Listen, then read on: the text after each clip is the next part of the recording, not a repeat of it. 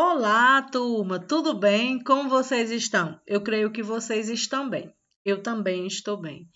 Hoje a nossa aula tem como tema o primeiro reinado, mas é importante que cada um de vocês dê continuidade à construção do hábito de se colocar no lugar silencioso, confortável com o seu material à mão. Isso vai fundamentar e vai lhe dar condições de um melhor aprendizado, ok, meus amores? Então vamos lá, vamos entender. E de já eu convido vocês a fazer a leitura da capa de abertura do nosso capítulo, certo? Então vamos lá.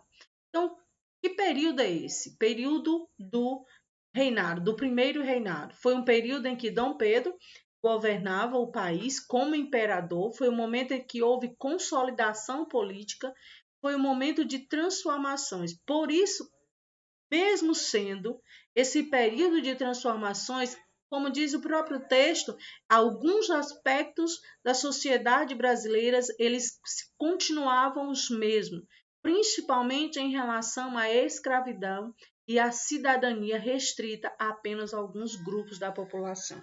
E daí nós vemos qual foi o contexto em que se dá esse primeiro, em que se deu esse, desculpa, se deu esse primeiro reinado. É importante a gente entender vamos dizer, a estrutura do primeiro reinado, a estrutura política, administrativa, econômica, para que a gente possa compreender de fato como foi o primeiro reinado. E de já, vamos começar a nossa leitura. Eu leio daqui e você lê daí. Então, vamos lá. Olha só, nós temos umas perguntas aí que eu convido também vocês a responderem lá no nosso grupo de WhatsApp. Ok, meus amores? O Brasil Império. Como era o Brasil ou como foi o Brasil Império, não é? Com a proclamação da independência em 7 de setembro de 1822, teve início no Brasil o período imperial, que vigorou até 1889. Esse período pode ser subdividido em três partes, de acordo com o critério de organização política que predominava nele. Observe a linha do tempo. Então, aí nós temos esses três períodos. O primeiro período, 1822 a 1831, vamos entender, época em que o Brasil foi governado por Dom Pedro I. O período foi marcado por políticas autoritárias e pela insatisfação da população com o imperador. Nós vamos entender, durante os nossos estudos, como se deu esse período de governo autoritário, insatisfação da população. Nós vimos lá no início, na leitura de abertura, que alguns grupos políticos eles permaneciam sem a sua cidadania. A situação era a mesma desde o momento em que o Brasil ainda era colônia de Portugal, o que não mudou muito. Havia alguns grupos que eram tirados a sua cidadania, mesmo depois do país estando passando por transformações. 1831 a 1840, período regencial. Com a saída de Dom Pedro I do governo, o país passou a ser governado por regentes. Esse período foi marcado por diversas revoltas internas nas províncias, além de instabilidade política. Foi o momento em que o país, o governo, o imperador sai de cena e aí quem entra em cena são pessoas que são escolhidas, são regentes. Esses regentes não conseguiam abarcar administrativamente falando, todo o território brasileiro. E daí surge algumas revoltas justamente por conta dessa instabilidade política que houve naquele período. 1840 a 1889, segundo reinado, período em que o Brasil foi governado por Dom Pedro II, passando por uma maior estabilidade política. Essa época foi marcada por algumas modernizações e pela abolição da escravatura. Essa leitura, gente, é importante que cada um de vocês façam ela com muito cuidado, com muita atenção. Essa divisão ou essa subdivisão desse período vai nos dar condições de entender toda a estrutura do primeiro reinado, certo? Vamos continuar. A sociedade brasileira no pós-independência. Os Estados Unidos foram o primeiro país a reconhecer a independência do Brasil, em 1824. O governo dos Estados Unidos defendia que a América devia ser governada com autonomia em relação aos países europeus, a fim de que os Estados Unidos pudessem ampliar seus interesses econômicos e comerciais nos recém-criados Estados americanos. Portugal, entretanto, só reconheceu a independência brasileira em 1825, com a mediação dos ingleses por meio da assinatura do Tratado de Paz e Aliança. Esse acordo estipulava que o Brasil devia pagar uma indenização aos portugueses de 2 milhões de libras esterlinas. Para conseguir cumprir esse acordo, D. Pedro I recorreu ao empréstimo junto aos ingleses, dando impulso ao aumento da dívida externa local. E olha só, vamos entender aí. O país se torna independente e os Estados Unidos, já com interesses, ele é o primeiro país a reconhecer a independência do Brasil. E, posteriormente, Portugal, que vem bem posteriormente, reconhecer essa independência, a independência, mas mesmo assim isso só foi possível graças a um acordo, a um tratado de paz e aliança. E nesse tratado ficou estipulado que o Brasil devia pagar uma indenização aos portugueses. E isso fez com que a nossa dívida externa aí já inicia a história da dívida externa, porque vai emprestar o dinheiro à Inglaterra. E aí vamos ficar devendo, ok? Vamos entender. No início do período imperial, a população brasileira era formada por cerca de 4 milhões de habitantes. 30% dessas pessoas eram escravizados. O restante era composto por pequenos grupos da elite agrária e urbana e por uma maioria pertencente às classes mais pobres. Esse último grupo era constituído, por exemplo, por ex-escravos, pequenos comerciantes, artesãos, entre outros indivíduos. A Constituição de 1824. Depois de estabelecida a autonomia política do Brasil, foi necessário criar símbolos nacionais, uma série de instituições e órgãos administrativos e um conjunto de leis para um novo Estado que surgiu. Por esse motivo, uma das principais ações de D. Pedro I no governo foi a criação de uma Assembleia Constituinte para elaborar a Constituição do Império.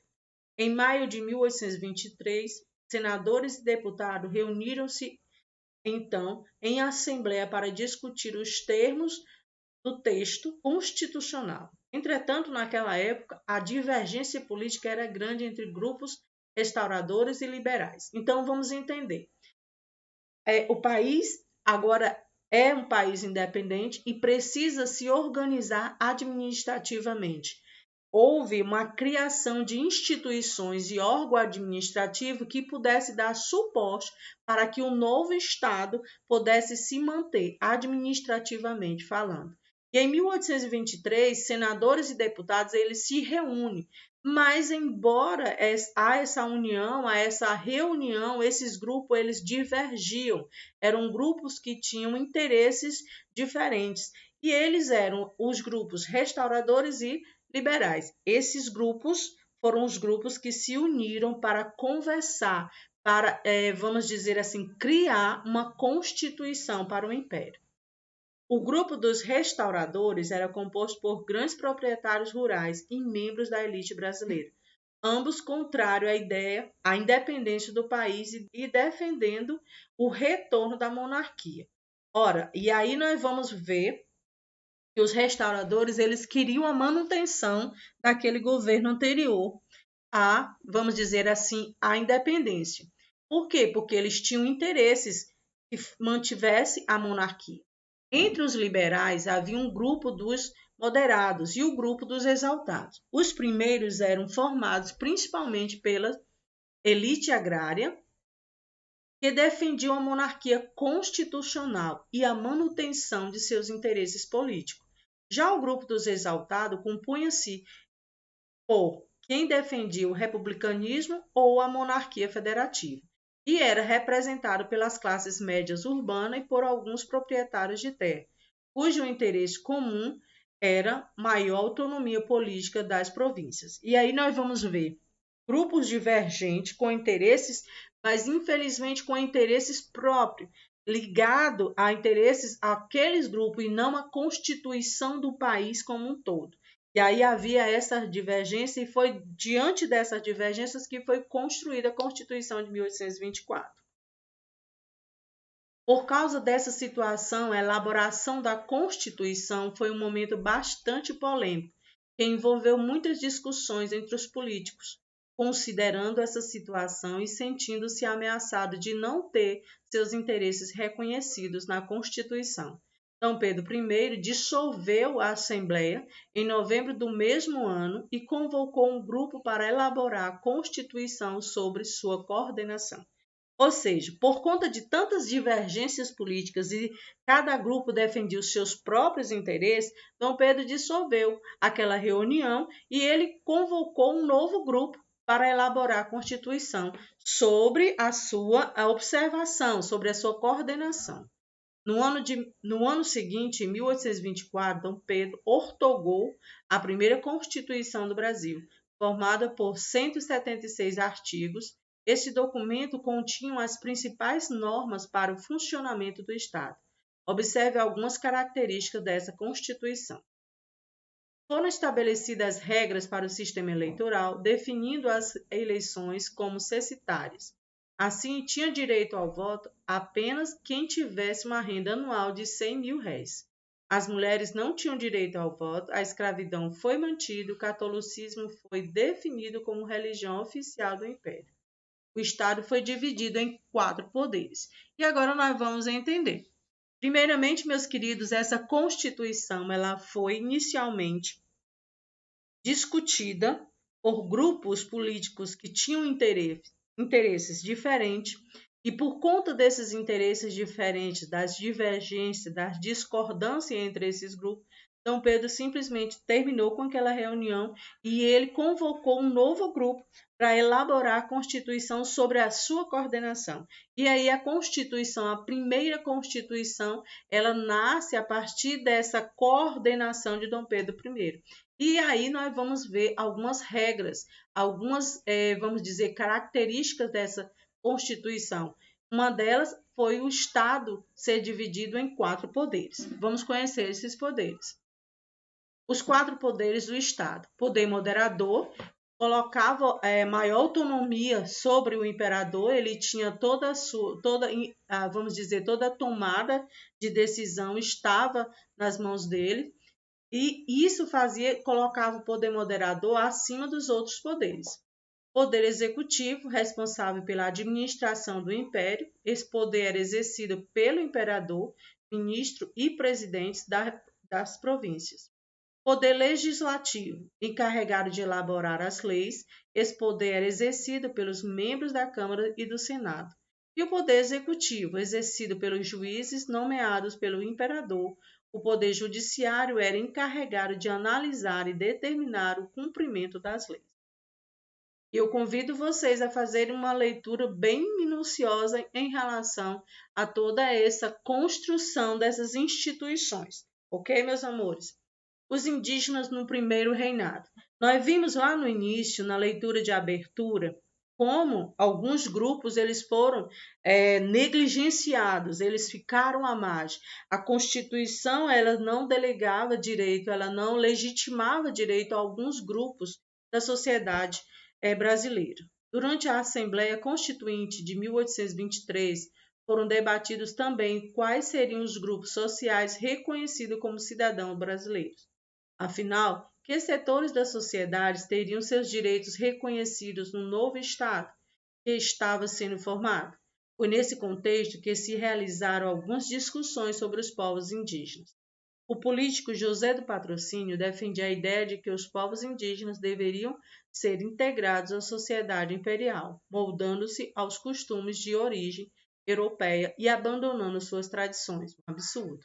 Segundo esse político, o governo imperial deveria implantar uma política que civilizasse os indígenas por meio do trabalho, da educação formal, da prática de ofícios e de casamentos miscigenados. Só assim seria possível alcançar o devido controle e a integração dessa população ao restante da sociedade. E aí nós estamos lendo o pensamento de um político daquela época que acreditava que negligenciar aquele grupo, fazer com que aquele grupo fosse civilizado a partir dos costumes dos europeus, era possível a integração daquele grupo. que deveria ter sido feita era, vamos dizer, a conscientização dos ritos daquela sociedade, dos povos indígenas, e fazer com que tivesse uma manutenção dessa cultura, da forma de vivência daquele grupo, pois assim poderia ter sido uma melhor integração. Mas o político daquela época pensava dessa forma, onde houvesse vamos dizer assim, a aculturação dos indígenas. Outros grupos políticos defendiam que o processo de controle deveria ser mais agressivo, sendo necessário, por exemplo, o uso da violência no processo de estabelecimento dos padrões civilizatórios ocidentais aos indígenas. Embora discutidas, essas propostas não fizeram parte da nova Constituição aprovada por Dom Pedro em 1824. O documento sequer citava os povos indígenas, desconsiderando sua situação como cidadão de direito. E aí nós vemos os absurdos, os primeiros absurdos, não é? A escravidão no primeiro reinado. Nós vimos também que houve a manutenção da escravidão no primeiro reinado. E vamos ver como essa manutenção ela se deu ao longo do primeiro reinado. O primeiro reinado foi um período de reorganização política do país. Outro assunto levado nas discussões sobre a formação de uma Constituição para o Brasil foi a respeito da manutenção ou não do regime escravista. Nesse contexto, José do Patrocínio apresentou aos políticos um projeto de abolição gradual da escravidão. Seu projeto, porém, sofreu forte oposição dos setores agrários ligados aos proprietários de terra que defendiam do regime de mão de obra escrava para manter os seus lucros. E aí nós vamos ver como a escravidão se manteve e por quê? Para que enriquecesse os grupos da elite brasileira daquela época. Vamos avançar. E aqui, meus amores, nós chegamos ao fim da nossa aula de história. Temos aqui uma atividade que está sendo proposta no nosso roteiro. Espero que vocês tenham gostado, espero que vocês possam fazer uma segunda leitura e responder as atividades com êxito. Beijos e até a próxima, meus amores!